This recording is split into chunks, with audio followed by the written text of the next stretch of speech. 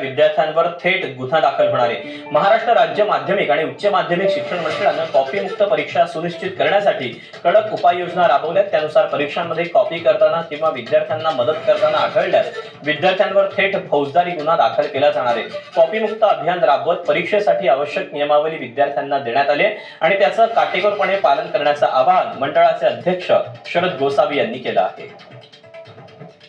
Maharashtra principal माल practice act for board and universities 1982 म्हणजे 1982चा copy विरोधी कायदा आहे।